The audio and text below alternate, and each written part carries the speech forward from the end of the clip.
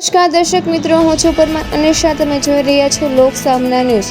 તો જોઈએ આજના સમાચાર ચહેરાથી અમારા રિપોર્ટર ઇમરાન પઠાણ સાથે।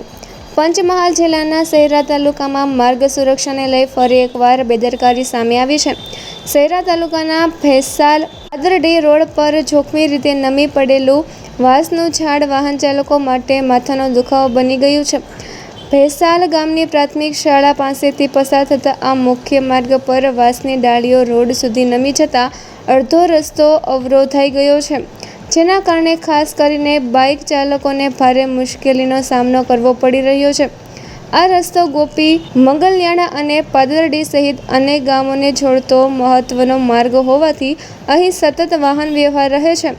સ્થાનિકોના જણાવ્યા મુજબ રાત્રિના સમયે નમી પડેલી ડાળીઓ દેખાતી ન હોવાને કારણે અકસ્માત સર્જાવાની ભીતિ પણ વધી ગઈ છે। વાહન ચાલકો અને ગ્રામજનોએ તંત્ર સમક્ષ માંગ ઉઠાવી છે કે કોઈ મોટી દુર્ઘટના સર્જાય તે પહેલાં તાત્કાલિક અસરથી આ જોખમી વાંસને દૂર કરવામાં આવે। તો ફરી મળીશું એક નવા સમાચાર સાથે, ત્યાં સુધી જોતા રહો લોક સામના ન્યૂઝ।